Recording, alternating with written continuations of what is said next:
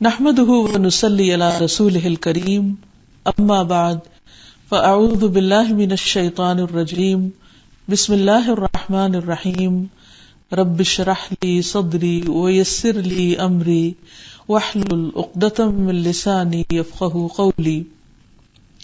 ناظرین، پروگرام اللہ کے خوبصورت نام کے ساتھ آپ کی خدمت میں حاضر ہیں۔ آج ہم انشاءاللہ اللہ سبحانہ وتعالی کے نام المستعان کے بارے میں بات کریں گے۔ المستعان وہ جس سے مدد طلب کی جائے، مددگار۔ حقیقت میں اللہ سبحانہ وتعالی ہی وہ ہستی ہے، وہ ذات ہے کہ جس سے ساری مخلوق اپنی حاجات طلب کر رہی ہے، دعائیں کر رہی ہے، مدد مانگ رہی ہے، اور وہی اس اہل ہے، اس قابل ہے کہ سب کی ضروریات پوری کر سکے۔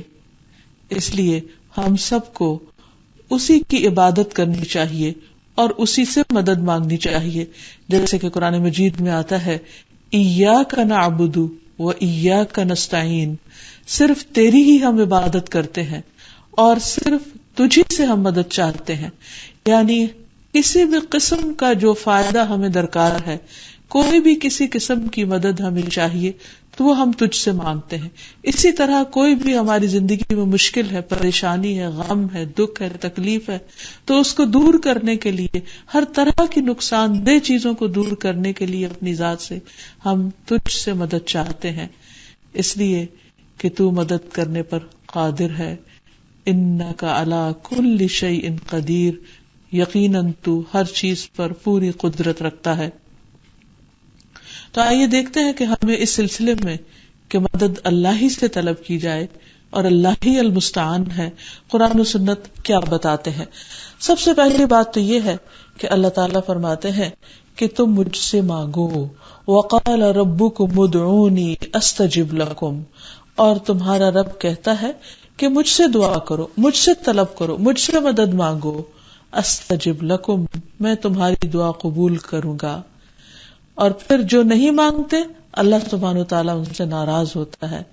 ان الذین یستکبرون عن عبادتی سیدخلون جہنم داخرین، بے شک وہ لوگ جو میری عبادت سے تکبر کرتے ہیں، یعنی میرے آگے سر نہیں جھکاتے، مجھ سے نہیں مانگتے، میرے آگے ہاتھ نہیں پھیلاتے، سیدخلون جہنم داخرین، وہ ذلیل و خوار ہو کر جہنم میں داخل ہوں گے، کیونکہ جو شخص اللہ سبحانہ وتعالیٰ سے نہیں مانگتا وہ تکبر کا شکار ہوتا ہے، اور تکبر اللہ تعالیٰ کو پسند نہیں۔ جس کے دل میں رائی کے دانے برابر بھی تکبر ہوگا وہ جنت میں نہ جا سکے گا۔ اس لیے ہم سب اللہ کے بندے ہیں، اس کے مخلوق ہیں، ہم سب محتاج ہیں۔ وہ خود ہمیں بتاتا ہے یا ایھا الناس، اے لوگو، انتم الفقراء الی اللہ، تم سب اللہ کے محتاج ہو، واللہ هو الغنی الحمید، اور اللہ وہ بے نیاز تعریف والا ہے، یعنی بے نیازی صرف اسی کی ذات کو زیبا ہے، باقی بندے تو سب کے سب محتاج ہیں، ضرورت مند ہیں، فقیر ہیں۔ اس لیے ہمیں اپنی ہر حاجت میں اسی کی طرف رجوع کرنا چاہیے۔ نبی صلی اللہ علیہ وسلم نے فرمایا، جب رات کا پہلا 1/3 حصہ گزر جاتا ہے تو اللہ تعالیٰ آسمان دنیا پر نزول فرماتا ہے اور یوں فرماتے ہیں کہ میں بادشاہ ہوں، میں بادشاہ ہوں، کون ہے جو مجھ سے دعا کرے کہ میں اسے قبول کر لوں، کون ہے جو مجھ سے سوال کرے تو میں اسے عطا کر دوں، کون ہے جو مجھ سے بخشش طلب کرے تو میں اسے بخش دوں، اور مسلسل طلوع فجر تک ایسا ہوتا رہتا ہے۔ گویا اللہ سبحانہ وتعالی اپنے بندوں کو خود پکارتا ہے کہ آؤ مانگو مجھ سے۔ اس کے برعکس ہم دیکھتے ہیں کہ جب بندے بندوں سے مانگتے ہیں تو بندے ان سے ناراض ہونے لگتے ہیں۔ ماں جیسی ہستی بھی اگر آپ اس کے پاس اپنی کوئی ضرورت لے کر جائیں، ایک بار دے گی خوشی سے، دوسری دفعہ ماں سمجھ کے، تیسری دفعہ تھوڑی ناراضگی کا اظہار کر کے کہ تم کیا روز ہی مانگنے چلے آتے ہو، خود اپنے لیے کچھ کرو۔ اور اس کے علاوہ بھی باقی جتنے بھی رشتے ہیں، انسان جب کسی انسان سے روز مانگنے لگتا ہے تو اپنی وقت اور قدر کھو بیٹھتا ہے۔ لیکن حیرت کی بات یہ ہے کہ جب انسان اپنے رب سے مانگتا ہے تو وہ رب کی نگاہوں میں معزز ہوتا چلا جاتا ہے، کیونکہ اللہ تعالیٰ کا دینا پسند ہے اور بندے کا مانگنا اللہ تعالیٰ کو پسند ہے. اور ویسے بھی اللہ سبحانہ وتعالیٰ چونکہ سارے خزانوں کا مالک ہے تو اسے دینے میں کچھ مشکل بھی نہیں، تو ہمیں اسی کی طرف رجوع کرنا چاہیے. قرآن مجید میں آتا ہے وَلِلَّهِ خَزَائِنُ السَّمَاوَاتِ وَالْأَرْضِ، اور آسمانوں اور زمین کے سارے خزانے اللہ کے ہیں، ان سب کی کنجیاں بھی اللہ کے پاس ہیں. وہ ان میں سے جو جس کو چاہے عطا کرے، اسے دینے میں کچھ بھی مشکل نہیں. ایک اور جگہ پر آتا ہے وَإِن مِّن شَيْءٍ إِلَّا عِندَنَا خَزَائِنُهُ، کوئی چیز ایسی نہیں، کوئی تصور تو کرے انسان، خواہ وہ کھانے پینے سے تعلق رکھتی ہو یا دیگر ضروریات سے متعلق ہو. اللہ تعالیٰ فرماتے ہیں کہ کوئی بھی چیز ایسی نہیں کہ اس کے خزانے ہمارے پاس نہ ہوں، لیکن وَمَا نُنَزِّلُهُ إِلَّا بِقَدَرٍ مَعْلُومٍ، ہم معلوم اندازے کے مطابق اتارتے ہیں.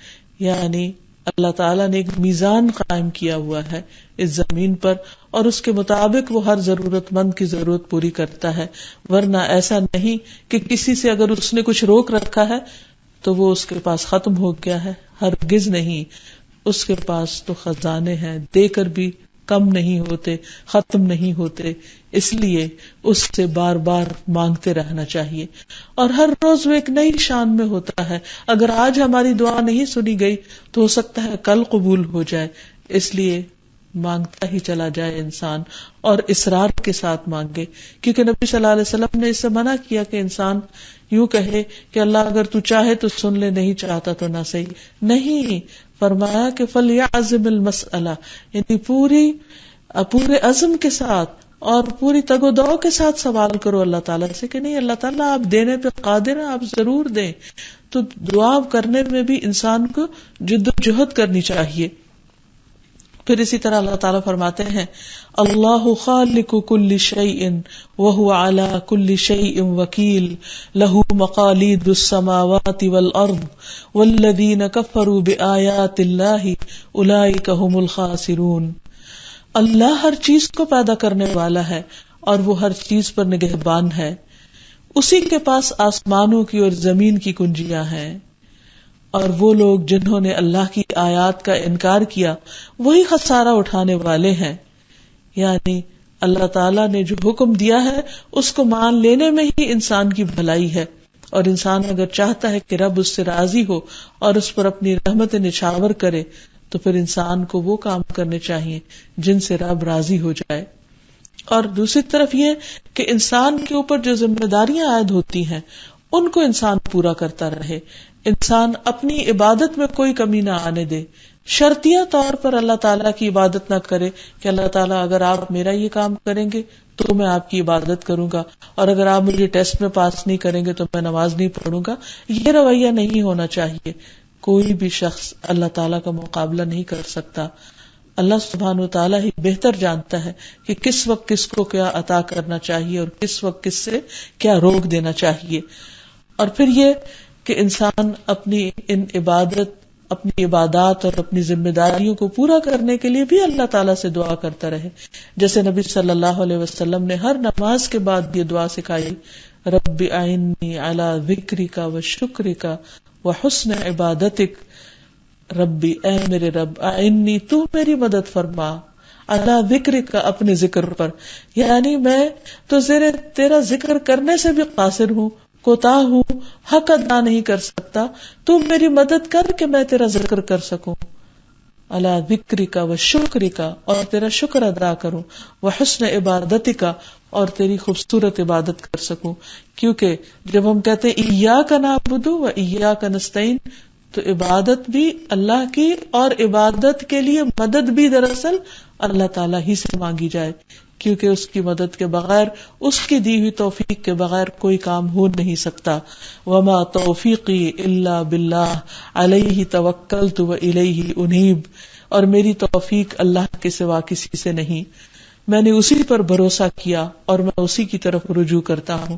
اور حقیقت یہ ہے کہ جو اللہ پہ بھروسہ کر لیتا ہے، اللہ سبحانہ و تعالیٰ کی طرف رجوع کرتا ہے، اس سے مانگتا ہے، پھر اللہ تعالیٰ اس کی مدد بھی ضرور کرتا ہے. اور اس کی دعا کی قبولیت کی 3 شکلوں میں سے کوئی ایک شکل ضرور ہوتی ہے. ایک تو یہ کہ جو کچھ وہ مانگتا ہے وہی اس کو عطا کر دیا جائے. دوسرا یہ کہ وہ تو نہ دیا جائے لیکن اس سے بہتر چیز اس کو دے دی جائے. تیسرا یہ کہ اس دعا کا اجر آخرت کے لیے محفوظ کر دیا جائے. اور حقیقت یہ ہے کہ قیامت کے دن انسان جب اپنی اس دعا کا صلہ دیکھے گا، اجر و ثواب دیکھے گا، تو تمنا کرے گا کہ اے کاش دنیا میں میری کوئی دعا قبول نہ ہوتی اور اس سب کا اجر و ثواب آج مجھے یہاں ملتا کہ میں اس کو ہمیشہ کے لیے انجوائے کر سکتا. پھر یہ بھی انسان یاد رکھے کہ اللہ سبحانہ وتعالی نہ دن کو سوتے ہیں نہ رات کو سوتے ہیں، نہ اس کو نیند آتی ہے نہ اونگ آتی ہے. وہ ہر وقت اپنے بندوں کی دعائیں سن سکتے ہیں. اللہ سبحانہ وتعالی چونکہ ہمارے دل کا حال جانتے ہیں، اس لیے اگر ہم چپ کے بھی پکاریں، آہستہ آہستہ بھی پکاریں، ایون اگر ہم زبان سے نہ بھی بولیں، صرف دل ہی دل میں بھی پکاریں تو بھی وہ سنتے ہیں. اب اس کے برعکس جب بندوں کے پاس اگر آپ جائیں تو کبھی بندے مصروف ہوتے ہیں، کبھی ان کو اپنا کوئی کام ہوتا ہے، کبھی ان کو وہ کسی تکلیف میں مبتلا ہوتے ہیں، کبھی ان کی بیماری کا مسئلہ ہے، کبھی ان کی موت کا مسئلہ ہے. وہ اپنے مسائل سے نہیں نبٹ پاتے، خواہ کوئی امیر ہو، غریب ہو، فقیر ہو، ولی ہو، پیر ہو، کوئی بھی ہو، بزرگ ہو، کوئی بھی ہو، وہ سب محتاج ہیں اور ان کے اپنے اپنے مسائل ہیں. ان کے ساتھ خود ضروریات ہیں. ہر ایک کے ساتھ پیٹ لگا ہوا ہے، اس سے کھانا بھی ہے، اسے اس کے لیے کمانا بھی ہے، اسے اس کی اپنی ضروریات پوری کرنے کے لیے تگ و دو بھی کرنی ہے. ہر انسان اپنے مسائل میں الجھا ہوا ہے. جب انسان اللہ کو چھوڑ کر بندوں کے پاس جاتا ہے تو بندے اس کی کہاں تک مدد کر سکتے ہیں. انسان جب انسانوں سے مانگتا ہے تو وہ کتنا خوش ہو کر اس کو دیتے اور پھر کتنا احسان مند کر دیتے ہیں. آج ہر انسان اپنے مسائل میں اس طرح الجھا ہوا ہے کہ اس کے پاس کسی کے لیے وقت نہیں. اس کے ساتھ پیٹ بھی ہے، اسے کھانا بھی ہے، کھانے کے لیے کمانا بھی ہے، اس کے ساتھ بیماریاں بھی ہیں، اس کے ساتھ موت بھی ہے. وہ اپنے مسائل میں اس قدر پریشان ہے، خواہ وہ کتنا ہی بزرگ اور کتنا ہی کوئی نیک پارسا اور ولی اللہ ہی کیوں نہیں. ہر انسان ان تمام مسائل کا شکار ہے. اور اگر کوئی شخص اپنے مسائل سے فرصت نہیں پا سکتا تو وہ دوسروں کی مدد کہاں سے کر سکتا ہے. اور پھر یہ ہے کہ اس کے پاس اختیار کہاں سے ہے، اسے یہ اختیار دیا کس نے ہے. یہ اختیار تو صرف اللہ کے پاس ہے کہ وہ دوسروں کی غائبانہ طور پر مدد کرے. اسی لیے سورۃ فاتحہ میں ہر روز ہر نماز کی ہر رکعت میں ہاتھ باندھ کر ہم اللہ سبحانہ وتعالی کے سامنے عرض کرتے ہیں کہ ایاک نعبد، صرف اور صرف تیری ہی ہم عبادت کرتے ہیں، کسی اور کی نہیں. وایاک نستعین، اور صرف تجھ سے ہم مدد مانگتے، اور سے نہیں مانگتے، کیونکہ اور مدد کرنے پر قادر ہی نہیں. مدد تو ہی کر سکتا ہے، تو ہی المستعان ہے کہ جس سے مدد مانگی جا سکتی ہے. اور مدد مانگنے اور دعا کرنے کی توفیق بھی تو ہی دیتا ہے. اگر تو توفیق نہ دے تو ہم دعا بھی نہیں کر سکتے. اس لیے سب کچھ تو تیرے ہی اختیار میں ہے. اور پھر تو اس وقت بھی مدد کرتا ہے جب بندے اپنے کاموں میں، اپنی ضروریات میں مصروف ہوتے ہیں، مشغول ہوتے ہیں. اور پھر یہ کہ قرآن مجید میں واضح طور پر ہمیں بتا دیا گیا کہ اگر کوئی شخص اللہ تعالی کے سوا کسی اور کو پکارتا ہے تو وہ مدد کرنے پر قادر نہیں. قرآن مجید میں آتا ہے قُلْ أَرَأَيْتُمْ شُرَكَاءَكُمُ الَّذِينَ تَدْعُونَ مِن دُونِ اللَّهِ أَرُونِي مَاذَا خَلَقُوا مِنَ الْأَرْضِ أَمْ لَهُمْ شِرْكٌ فِي السَّمَاوَاتِ أَمْ آتَيْنَاهُمْ كِتَابًا فَهُمْ عَلَى بَيِّنَةٍ مِّنْهُ أَمْ آتَيْنَاهُمْ كِتَابًا فَهُمْ عَلَى بَيِّنَةٍ مِّنْهُ بل ان يعد الظالمون بعضهم بعضا الا غرورا. کہہ دیجئے کیا تم نے اپنے شریکوں کو دیکھا جنہیں تم اللہ کے سوا پکارتے ہو، یعنی ان سے مدد چاہتے ہو؟ مجھے دکھاؤ زمین میں سے انہوں نے کون سی چیز پیدا کی ہے، یعنی ان کے پاس کیا اختیار ہے، انہوں نے آج تک کیا کیا ہے جو آئندہ کریں گے، یا آسمانوں میں ان کا کوئی حصہ ہے، یا ہم نے انہیں کوئی کتاب دی ہے کہ وہ اس کی کسی دلیل پر قائم ہے. یعنی کسی کتاب میں انہیں اختیارات کو لکھ کر دیے ہیں، بلکہ ظالم لوگ ان کے بعض کو دھوکے کے سوا کچھ وعدہ نہیں دیتے، یعنی یہ سب فریب کا کاروبار ہے، اس کی کچھ بھی حقیقت نہیں۔ پھر قرآن مجید سے یہ بھی پتہ چلتا ہے کہ اللہ کو چھوڑ کر لوگ جن دوسروں کو پکارتے ہیں وہ نہ کوئی فائدہ دے سکتے ہیں اور نہ ہی کسی نقصان سے بچا سکتے ہیں۔ فرمایا وَلَئِن سَأَلْتَهُم مَّنْ خَلَقَ السَّمَاوَاتِ وَالْأَرْضَ لَيَقُولُنَّ اللَّهُ قُلْ أَفَرَأَيْتُم مَّا تَدْعُونَ مِن دُونِ اللَّهِ إِنْ أَرَادَنِيَ اللَّهُ بِضُرٍّ هَلْ هُنَّ كَاشِفَاتُ ضُرِّهِ أَوْ أَرَادَنِي بِرَحْمَةٍ هَلْ هُنَّ مُمْسِكَاتُ رَحْمَتِهِ قُلْ حَسْبِيَ اللَّهُ عَلَيْهِ يَتَوَكَّلُ الْمُتَوَكِّلُونَ۔ اور یقیناً اگر تو ان سے پوچھے کہ آسمانوں کو اور زمین کو کس نے پیدا کیا ہے تو ضرور ہی کہیں گے کہ اللہ نے۔ کہہ دیجئے تو کیا پھر تم نے دیکھا کہ وہ جنہیں تم اللہ کے سوا پکارتے ہو کہ اگر مجھے کوئی تکلیف پہنچانے کا ارادہ کرے تو کیا وہ اس کی تکلیف کو ہٹا سکتے ہیں؟ یا اگر وہ مجھ پر رحمت کرنا چاہے تو یہ اس کی رحمت کو روک سکتے ہیں؟ کہہ دیجئے مجھے اللہ کافی ہے اور توکل کرنے والے اس پر ہی توکل کرتے ہیں۔ قرآن مجید میں تو یہاں تک بتا دیا گیا کہ پیغمبر بھی کسی نفع نقصان کے مالک نہیں، اس کا مالک صرف اللہ ہے۔ سورۃ المائدہ میں فرمایا فَمَن يُرِدِ اللَّهُ فِتْنَتَهُ فَلَن تَمْلِكَ لَهُ مِنَ اللَّهِ شَيْئًا، اور وہ شخص کہ اللہ اسے فتنے میں ڈالنے کا ارادہ کر لے تو اس کے لیے آپ اللہ سے ہرگز کسی چیز کے مالک نہیں، یعنی پھر آپ اس کی کوئی مدد نہیں کر سکتے، آپ اس کو نہیں چھڑا سکتے، آپ اس کو اس فتنے سے نہیں نکال سکتے، آپ نہیں بچا سکتے۔ سورۃ الجن میں فرمایا قل انی لا املک لکم ضرا ولا رشدا، کہہ دیجئے بلا شبہ میں تمہارے لیے نہ کوئی نقصان پہنچانے کا اختیار رکھتا ہوں اور نہ کسی بھلائی کا۔ سورۃ الاعراف میں فرمایا قل لا املک لنفسی نفعا ولا ضرا الا ما شاء اللہ ولو كنت اعلم الغیب لاستکثرت من الخیر وما مسنی السوء ان انا الا نذیر وبشیر لقوم یؤمنون۔ کہہ دیجئے میں اپنے نفس کے لیے کسی نفع نقصان کا مالک نہیں ہوں، یعنی دوسروں کو تو فائدہ دینا دور کی بات، میں اپنی ذات کو بھی فائدہ نہیں دے سکتا، مگر اللہ ہی جو کچھ چاہتا ہے وہ ہوتا ہے، اور اگر میں غیب جانتا ہوتا تو بہت سی بھلائیاں حاصل کر لیتا اور مجھے کبھی کوئی تکلیف نہ پہنچتی۔ میں تو محض ایک ڈرانے والا اور خوشخبری دینے والا ہوں ان لوگوں کے لیے جو ایمان لے آئیں۔ اور نبی صلی اللہ علیہ وسلم نے تو اپنے خاندان کے لوگوں کو اکٹھا کر کے انہیں بتا دیا تھا کہ تم اپنے لیے خود کچھ کر لو، میرا نبی ہونا تمہارے کام نہ آئے گا، یعنی مجھ پہ بھروسہ نہ کرنا، اللہ سبحانہ و تعالیٰ کی خالص عبادت کرو۔ پھر اسی طرح ہم دیکھتے ہیں ابو ہریرہ رضی اللہ عنہ فرماتے ہیں کہ جب یہ آیت وَأَنذِرْ عَشِيرَتَكَ الْأَقْرَبِينَ نازل ہوئی تو رسول اللہ صلی اللہ علیہ وسلم نے قریش کو جمع کیا، نیز خصوصی اور عمومی طور پر سب کو نصیحت کی۔ آپ نے فرمایا اے قریش کے لوگو، اپنی جانوں کو آگ سے بچاؤ، میں تم لوگوں کے لیے اللہ کے سامنے میں کسی نفع یا تکلیف کا مالک نہیں۔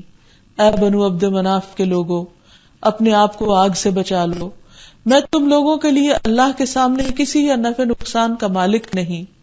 پھر نبی صلی اللہ علیہ وسلم نے فرمایا اے فاطمہ بنت محمد، اپنے آپ کو آگ سے بچا لو، میں تمہارے لیے اللہ کے سامنے کسی نفع یا نقصان کا مالک نہیں، سوائے اس کے کہ میں تمہارا رشتہ دار ہوں اور بحیثیت رشتہ داری کے میں تم سے صلہ رحمی کرتا رہوں گا۔ پھر دوسری بات یہ کہ اللہ سبحانہ و تعالیٰ ایسا المستعان ہے کہ مدد طلب کرنے والوں کو وہ کافی ہو جانے والا ہے، یعنی جب اس کی مدد آ جائے کسی اور کی مدد کی ضرورت ہی نہیں رہتی۔ اور یہ ہر معاملے میں صرف ایسا نہیں کہ مال یا اولاد کے حصول کے لیے انسان اللہ سے مدد مانگے تو اللہ کی مدد آتی ہے، بلکہ زندگی کے ہر چھوٹے بڑے مسئلے میں انسان کو اللہ تعالیٰ کی طرف ہی رجوع کرنا چاہیے۔ صحابہ کرام کا طریقہ کار کیا تھا کہ وہ اللہ تعالیٰ کی طرف رجوع کرتے اور سب سے پہلے اللہ سے دعا کرتے. انسان اسباب ضرور اختیار کرے، لیکن یہ ہمیشہ دل میں رکھے کہ مدد تو اللہ ہی کرے گا. کوئی انسان بظاہر وسیلہ بھی بن رہا ہو، لیکن دل میں یہی ہو کہ اس کو بھی اللہ ہی نے بھیجا ہے، یہ بھی اللہ ہی کی طرف سے آیا ہے، اصل مدد اللہ تعالیٰ ہی کی ہے. ہم دیکھتے ہیں کہ یعقوب علیہ السلام جب ان کے بیٹوں نے اپنے ہی بھائی کو کنویں میں پھینک دیا اور واپس آ کر جھوٹ موٹ ان کو بتایا کہ وہ کہاں چلے گئے، تو ایسی صورت میں یعقوب علیہ السلام کے دل نے ان کی بات نہیں مانی، لیکن ان سے بہت زیادہ کھود کورید بھی نہیں کی، انہیں ڈانٹ ڈپٹ بھی نہیں کی، ان کے سامنے اپنے رنج و غم کا اظہار بھی نہیں کیا زیادہ، بلکہ اللہ سبحانہ وتعالی سے مدد مانگی اور کہا واللہ المستعان علی ما تصفون. اللہ ہی سے مدد مانگی جا سکتی ہے اس پر جو تم بیان کر رہے ہو، یعنی تمہاری یہ کہانی جو تم نے گھڑی ہے اس کے مقابلے میں کیا کہہ سکتا ہوں. میرا مددگار اللہ ہے اور میں اسی سے مدد طلب کرتا ہوں. پھر اسی طرح جب کوئی شخص اللہ تعالیٰ پر بھروسہ کرتا ہے تو اللہ تعالیٰ بھروسہ کرنے والوں کے لیے بھی کافی ہو جاتا ہے. قرآن مجید میں آتا ہے وَمَن يَتَوَكَّلْ عَلَى اللَّهِ فَهُوَ حَسْبُهُ، جو اللہ پر توکل کرتا ہے اللہ اس کے لیے کافی ہوتا ہے. ان اللہ بالغ امرہ، اللہ اپنے کام کو، اپنے مقصد کو پہنچنے والا ہے. قد جعل اللہ لکل شیء قدرا، بلا شبہ اللہ نے ہر چیز کا ایک اندازہ مقرر کر رکھا ہے. حالانکہ اللہ تو اپنا کام پورا کر کے رہے گا. ایک اور جگہ پر آتا ہے الیس اللہ بکاف عبدہ، کیا اللہ اپنے بندے کے لیے کافی نہیں؟ اے بندے تو اللہ کو چھوڑ کر کسی اور کی طرف دیکھتا بھی کیوں ہے؟ کیا اللہ تیرے لیے کافی نہیں؟ ابراہیم علیہ السلام کو جب آگ میں پھینکا جا رہا تھا تو انہوں نے اس وقت کیا کہا تھا؟ حسبی اللہ ونعم الوکیل، کافی ہے مجھے اللہ جو بہترین کارساز ہے. انہوں نے کسی اور کی طرف نہیں دیکھا. اور پھر یونس علیہ السلام کو دیکھیے کہ مچھلی کے پیٹ میں کس کو پکارتے ہیں اور کس طرح اللہ تعالیٰ ان کو کافی ہو جاتے ہیں اور ان کی مدد کرتے ہیں. لا الہ الا انت سبحانک سبحانک انی کنت من الظالمین، نہیں کوئی الہ مگر تو ہی، پاک ہے تو اور بے شک میں ظالموں میں سے ہوں. تو اللہ تعالیٰ فرماتے فاستجبنا لہ، ہم نے اس کی دعا قبول کر لی. یعنی اللہ سبحانہ وتعالیٰ سے جب کوئی مدد مانگتا ہے تو اللہ تعالیٰ اس کی مدد کے لیے کافی ہو جاتا ہے. نوح علیہ السلام نے اپنی مشکل میں کس کو پکارا تھا؟ اللہ تعالیٰ نے ان کے بارے میں فرمایا وَنُوحًا إِذْ نَادَى مِن قَبْلُ فَاسْتَجَبْنَا لَهُ، اور نوح کو بھی جب اس نے اس سے پہلے پکارا تو ہم نے اس کی دعا قبول کر لی، ہم اس کو کافی ہو گئے. اور پھر اللہ سبحانہ وتعالیٰ کسی بھی بندے کو خالی ہاتھ لوٹانا پسند نہیں کرتا. یہ تو پیغمبر تھے اللہ کے مقرب بندے، لیکن ایک عام انسان بھی اللہ تعالیٰ سے جب مانگتا ہے تو اللہ تعالیٰ اس کو خالی ہاتھ نہیں لوٹاتا. رسول اللہ صلی اللہ علیہ وسلم نے فرمایا تمہارا رب بڑی شرم والا اور بڑے کرم والا ہے. اس کو اس بات سے شرم آتی ہے کہ اس کا کوئی بندہ اس کے آگے اپنے دونوں ہاتھ پھیلائے اور وہ ان دونوں میں کوئی خیر نہ ڈالے، ان کو خالی ہاتھ لوٹا دے. اللہ تعالیٰ کو یہ پسند نہیں. اس لیے خوب ہاتھ اٹھا کر اپنے رب سے مانگتے چلے جانا چاہیے. اور پھر کچھ لوگوں کی دعائیں دوسروں کے مقابلے میں اور بھی زیادہ جلد قبول ہوتی ہیں، جن میں خاص طور پر مظلوم کی دعا. رسول اللہ صلی اللہ علیہ وسلم نے فرمایا مظلوم کی دعا قبول کی جاتی ہے خواہ وہ گناہگار ہی ہو اور اس کا گناہ اس کے نفس پر ہے، یعنی اس کا گناہ اس کے ساتھ ہے، لیکن دعا اللہ تعالیٰ کی طرف اٹھ جاتی ہے اور قبول ہو جاتی ہے. اسی طرح نبی صلی اللہ علیہ وسلم نے فرمایا 3 قسم کے لوگوں کی دعائیں قبول ہوتی ہیں اور ان کی قبولیت میں کوئی شک و شبہ نہیں. مظلوم کی دعا، مسافر کی دعا اور والد کی دعا اپنی اولاد کے لیے. اس لیے بچوں کی طرف سے آنے والی تکلیفوں پر انسان کو پریشان نہیں ہونا چاہیے. ان کی ہدایت اور اصلاح کے لیے کثرت سے دعا مانگتے چلے جانا چاہیے. پھر اسی طرح یوسف علیہ السلام نے قید خانے میں اپنے رب کو پکارا، اللہ تعالیٰ نے ان کی پکار قبول کر لی. پھر اسی طرح دیگر نیک بندے اللہ کے جب بھی اس کو پکارتے ہیں اللہ تعالیٰ ان کو کافی ہو جاتا ہے. پھر اللہ تعالیٰ ایسا المستعان ہے کہ جس سے مانگ کر انسان سراسر فائدے میں رہتا ہے، کیونکہ انسان جب اللہ سے مانگتا ہے تو پر امید ہوتا ہے، اور امید کیا ہوتی ہے کہ اس کے پاس تو سب کچھ ہے اور وہ ہر چیز کرنے پر قادر بھی ہے، اس لیے میں نے اس سے مانگا ہے جو دینا پسند کرتا ہے اور جو ضرور دے گا اور جو ضرور میری مدد کرے گا. تو اس لیے انسان کے اندر ایک ہوپ اٹھتی ہے، ایک امید ہوتی ہے، اور انسان مایوسی سے بچ جاتا ہے. اسی لیے ہم دیکھتے ہیں کہ یوسف علیہ السلام کو جدا ہوئے ایک عرصہ بیت چکا تھا، لیکن یعقوب علیہ السلام کبھی بھی مایوس نہیں ہوئے. وہ اپنے بچوں سے کہتے ہیں کہ اے بچوں جاؤ یوسف کو تلاش کرو اور اللہ کی رحمت سے مایوس نہ ہو. یا بنی اذهبوا فتحسسوا عن یوسف ولا تیأسوا انہ لا ییأس من روح اللہ الا القوم الکافرون. کہ اے میرے بچوں جاؤ اور یوسف اور اس کے بھائی کا سراغ لگاؤ اور اللہ کی رحمت سے مایوس نہ ہو. بے شک حقیقت یہ ہے کہ اللہ کی رحمت سے نہیں نا امید ہوتے مگر وہی لوگ جو کافر ہیں. پھر اللہ تعالیٰ کو پکارنے کا ایک فائدہ یہ ہے کہ انسان نقصان سے بچ جاتا ہے. بعض اوقات انسان جب جو چیز مانگتا ہے اس کی وہ دعا نہیں قبول ہوتی، لیکن انسان پر آنے والی ایک آزمائش ٹال دی جاتی ہے اس دعا کی برکت سے، یا کوئی تکلیف پھیر دی جاتی ہے. پھر اسی طرح کچھ دعائیں خاص طور پر ایسی سکھائی گئیں کہ جو صبح شام پڑھی جائیں تو انسان ہر طرح کے نقصانات سے محفوظ رہتا ہے. اس میں سے ایک دعا ہے کہ جس کے بارے میں نبی صلی اللہ علیہ وسلم نے فرمایا جو شخص شام کو 3 مرتبہ یہ دعا پڑھے گا اعوذ بکلمات اللہ التامات من شر ما خلق، تو اسے اس رات کوئی زہر اثر نہیں کرے گا. سہیل کہتے ہیں کہ ہمارے گھر والے اسے سکھایا کرتے تھے اور رات کے وقت اس کو پڑھتے تھے. چنانچہ ایک مرتبہ ان میں سے کسی لڑکی کو کسی چیز نے ڈنگ مار دیا، لیکن اس پر کسی قسم کا زہر اثر انداز نہ ہوا، کوئی تکلیف نہ ہوئی. پھر اسی طرح اللہ سبحانہ وتعالی دعاؤں کی برکت سے انسان کو پہلے سے بھی زیادہ بہتر نعمتیں عطا فرماتے ہیں.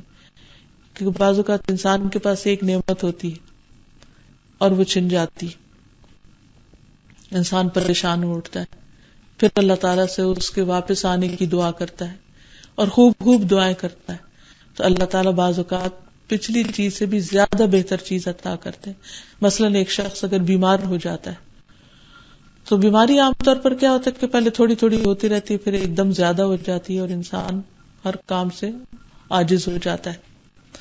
اب ایسے میں اگر انسان اپنے رب کو پکارتا رہے اور اس سے دعا کرتا رہے اور اللہ تعالیٰ کا شکوہ نہ کرے تو اللہ تعالیٰ اس کو پہلے سے بھی زیادہ بہتر صحت عطا فرماتے اور پہلے سے بھی زیادہ بہتر طور پر وہ چست اور چاق و چوبند ہو جاتا ہے.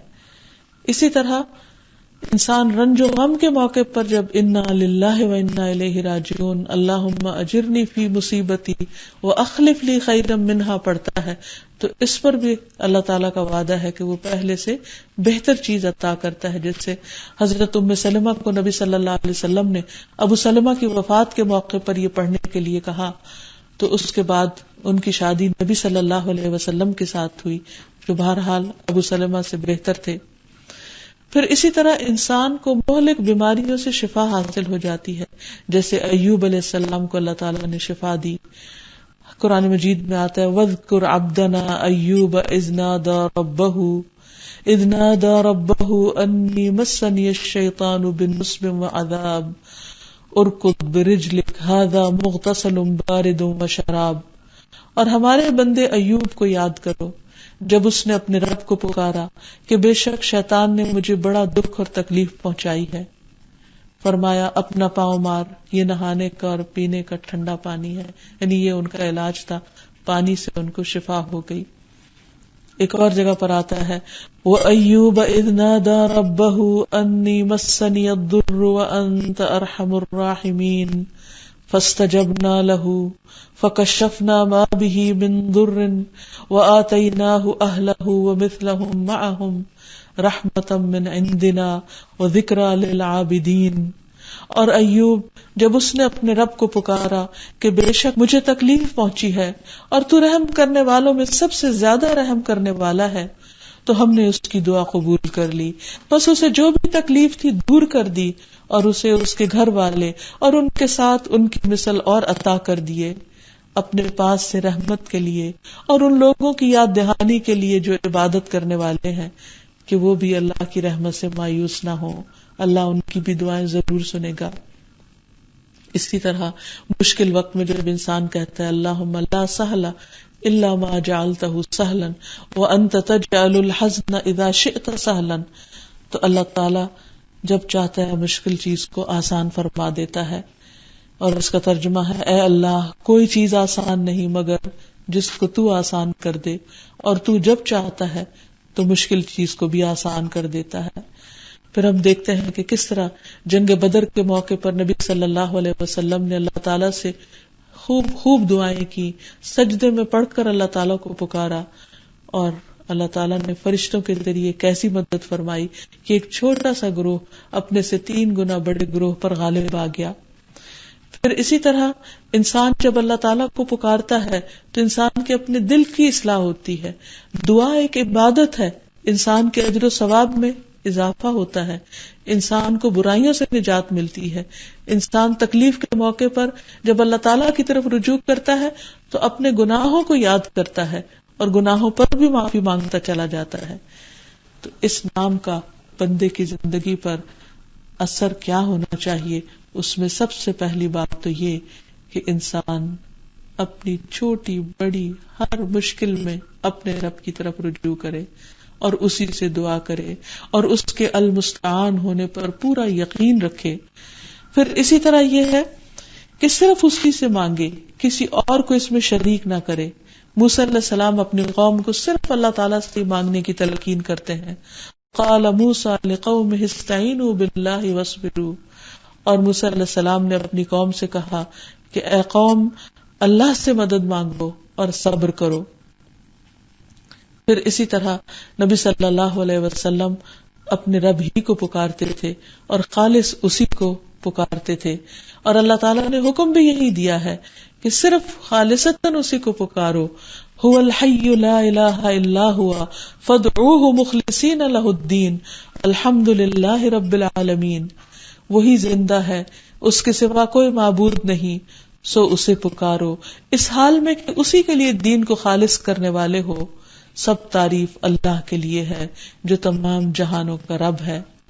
پھر اسی طرح انسان اللہ تعالیٰ سے دعا مانگ کے کبھی بھی مایوس نہ ہو، جیسے زکریا علیہ السلام نے بڑھاپے میں اولاد کے لیے دعا کی اور اتنے یقین کے ساتھ کی، اور ساتھ کہا وَلَمْ أَكُمْ بِدُعَائِكَ رَبِّ شَقِيًّا، کہ میرے رب تجھ سے مانگ کر تو میں کبھی نامراد ہوا ہی نہیں، تو ہمیشہ میری سنتا ہے اور اب بھی سنے گا. یعنی ہمیشہ پازیٹو رہے انسان، اور یہ نہ سوچے کہ شاید میری دعا نہ قبول ہو. نہیں، ضرور ہوگی، یا فوراً ہو جائے گی یا دیر سے ہوگی، یا پھر اس سے بہتر کوئی چیز مل جائے گی، یا آخرت میں اس سے بہتر کچھ اور ثواب مل جائے گا. پھر اسی طرح یہ ہے کہ انسان چونکہ اللہ کی عبادت کے لیے پیدا کیا گیا، تو جتنی دیر انسان دعا کرتا ہے وہ دراصل اللہ کی عبادت کی حالت میں ہوتا ہے. تو اس سے انسان کو اللہ تعالیٰ کا قرب نصیب ہوتا ہے. اور پھر دوسری بات یہ کہ انسان کو غیر اللہ سے کچھ بھی نہیں مانگنا چاہیے، نہ کسی فرشتے سے، نہ کسی نیک انسان سے، اور نہ ہی کسی پیغمبر سے. اور مانگنے کے لیے اللہ سبحانہ وتعالیٰ کے ناموں کا واسطہ دے کر مانگنا چاہیے. وَلِلَّهِ الْأَسْمَاءُ الْحُسْنَى فَادْعُوهُ بِهَا، اللہ کے ہیں اچھے اچھے نام، ان ناموں کے ذریعے اس کو پکارو، یعنی ان کا وسیلہ اور واسطہ دے کر اللہ تعالیٰ کو پکارو. جب تم نیک بندوں کا وسیلہ دیتے ہو تو ان کی نیکیاں تو خود ان کے اپنے لیے ہیں، انسان کے لیے کیا ہے جو وہ خود کرتا ہے. جیسے قرآن مجید میں آتا ہے لیس للانسان الا ما سعى، انسان کے لیے کچھ نہیں مگر جس کی وہ خود کوشش کرتا ہے. اس لیے کوشش کر کے انسان اللہ تعالیٰ کو یاد کرے، اس کو پہچانے، اس سے محبت کرے اور اسی کے آگے اپنے ہاتھ پھیلائے. اور پھر شرک کبیرہ گناہ ہے. جب انسان اللہ تعالیٰ کو چھوڑ کر کسی اور کی طرف رخ کرتا ہے یا اللہ کے ساتھ کسی اور کو شریک کر لیتا ہے تو یہ ایسا گناہ ہے کہ جو معاف نہیں ہوگا. اس لیے انسان اس سے پوری طرح اجتناب کرے. اور ویسے بھی اللہ سبحانہ و تعالیٰ کے علاوہ جتنے بھی سہارے وہ سب کمزور ہیں، باطل ہیں، کوئی کچھ بھی نہیں کر سکتا، سب محتاج ہیں. تمام کے تمام اللہ کے سامنے بندوں کی حیثیت سے حاضر ہونے والے ہیں. اس لیے کبھی بھی انسان ایسی غلطی نہ کرے کہ دنیا کے کسی نقصان سے بچنے کے لیے اپنے آخرت کا نقصان کر دے محض اپنی لا علمی کی وجہ سے، ناسمجھی کی وجہ سے. کیونکہ شرک جو ہے یہ ظلم بھی ہے اور گمراہی کا باعث بھی ہے اور آگ میں داخلے کا ذریعہ بھی ہے. کیونکہ ابراہیم علیہ السلام نے جب خانہ کعبہ کی تعمیر کی تھی تو خاص طور پر دعا کی تھی وَجْنُبْنِي وَبَنِيَّ أَن نَعْبُدَ الْأَصْنَامَ، کہ اے میرے رب مجھے اور میری اولاد کو بتوں کی بندگی سے محفوظ رکھنا. ان ربی انہن اضللن کثیرا من الناس، اے میرے رب انہوں نے تو بہت سے لوگوں کو گمراہ کر دیا ہے. اور پھر یہ کہ انسان جب اللہ تعالیٰ کو المستعان سمجھ کر دعا کرے گا تو اللہ تعالیٰ اس کی دعا قبول فرمائیں گے.